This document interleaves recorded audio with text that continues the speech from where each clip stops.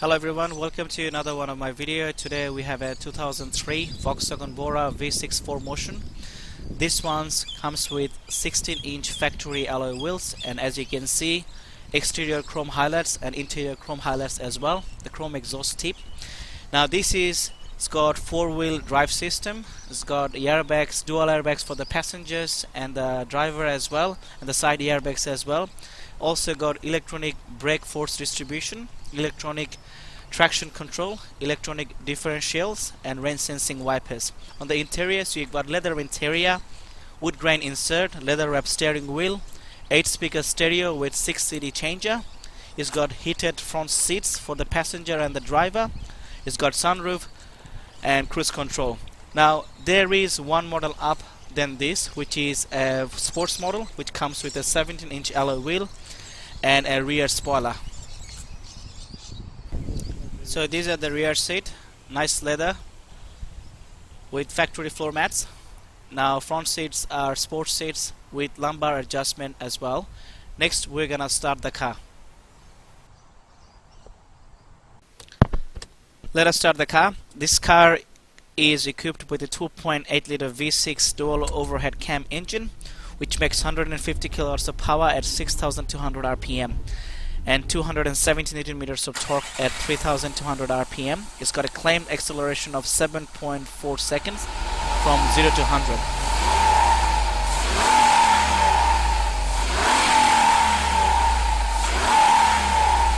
We have a decent sized boot in the back, not bad for a medium sized car.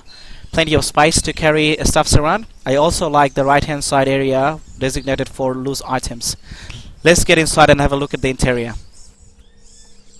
We are inside now. Let's have a look at the interior. On the left hand side you've got the power window controller for the passenger, left hand side air vent, and you got the airbag for the passenger, the glove box, and center air vents, and the electronic stability program controller switch, hazard light, window defogger, and the heated seat adjustment switch for the driver and the passenger. Got cup holders in the middle. I've read on internet they break down quite often. And 6-disc CD changer with cassette player as well. And I think it's fitted with 8 speakers. You can see speakers there, and the tweeters, and some speakers there as well. Now ashtray, 12 volt power for cigarette lighter, 6-speed manual transmission, automatic climate control, handbrake lever, fuel lead release, bit of storage there, and a little bit of storage here as well. On the top you have the sliding sunroof with hill controller as well, and plus you got the map reading lamps here. And this vanity mirrors comes with light as well. On the right hand side we have all the power window controllers, central locking, power mirror controllers. This switch here adjusts the angle of the front headlights, and this one is the instrumentation panel light intensity, and we have the headlight switch selector and headlight defogger and headlight fog light as well.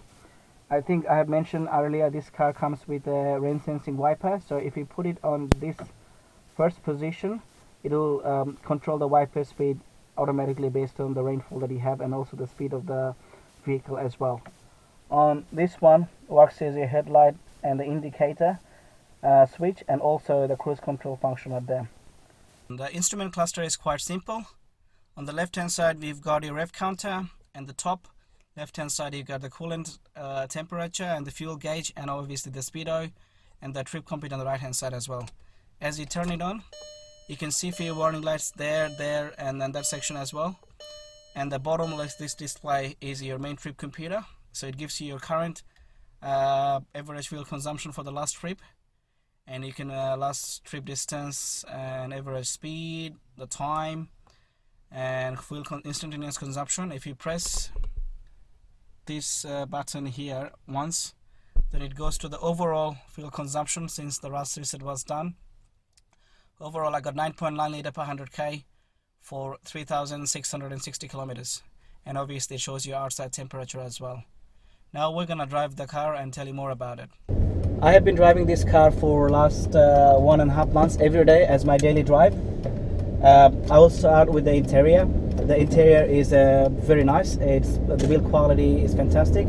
Good material it's used, soft plastics here, and you got lots of wood insert in the center console, and the gear knobs, and the nicely leather wrapped steering. And plus I also love the seat warmer functions as well. So overall, very nice looking interior, and also the sunroof as well, which is pretty nice to have. I very much like the blue backlight instrumentation cluster. I think it looks very classy at night. Now I've got a few complaints about the interior as well. The first one is the rear passenger legroom. If you have anyone 5'10" and 6 feet sitting in the back, they're not going to be able to sit comfortably with enough legroom there. The situation is only going to make worse if you have a taller driver or passenger sitting, when you have to adjust the seat even further back. The second one I've got is the ride quality. Well, I've done some research, and some of the old reviews say the same thing as well, is the suspensions. They are a bit too on the firm side, so as you ride past, every single bump on the road, you're gonna actually feel them. So to my taste, it is a bit firm. And the seats, yes, they're sports seats, nice to have, but I think they're not as comfortable that as I have seen some of the other European cars. And another one is interior noise. You know, given that this car was almost $60,000 when it came out, that was a premium vehicle. I reckon when you do 90 or 110 kilometers on this car, it is quite noisy. So that's something to look for as well. Now, if I talk about the engine, this engine is fantastic. It makes 150 kilowatts of power, and it is mated with this 6-speed fantastic manual transmission gearbox. So if you want to go fast, it will go fast, but it doesn't have the raw acceleration like some of the other cars have. It is more refined, but still it goes pretty fast when you push it. I think the torque is 270 Newton meter, which is available from pretty much, I think 3,200 RPM. And the suspension, as I said earlier, I was complaining about the ride quality. So obviously, by sacrificing that, it does grip very well on the high-speed bends in the corners. And plus, the four-wheel drive, the four-motion drive system is excellent. I've driven in the rain in 80 kilometers, and I felt very confident driving that. Not feel that, like you feel on a rear-wheel drive, that it might lose grip if you go too fast. So that's another good thing about the car. Now, the complaints about this I have is, before I get to that, I'll tell you about the fuel economy. Volkswagen says a combined fuel economy of 11.1 liter per 100k, but using 95 fuel, I always put in 98, and I don't know, it's about my driving habit as well. I've driven almost, I think now 4,000 kilometers on this car, and I've got 9.9 liter per 100k. But bear in mind, when I say this, the fuel consumption depends on a lot on the trip that you're making. So I've seen if you make any trip more than 20 kilometers, it actually comes below 10. But if you are doing short trips within 15 kilometers, 12 kilometers, it'll be above that consumption. Now, only complaint I have about this gearbox, it is fantastic when you're doing up to 60 and 80, but when you're doing 110, it seems like the car's revving too much. So I think the final drive ratio on the 6th gear should have been changed a little bit to have a more comfortable and pleasant drive. But I just think when I was doing 110, it revs quite hard. It shouldn't, especially with a 6-speed car. It should be a lot more quieter. That's something as well to look for. Now, would you buy one?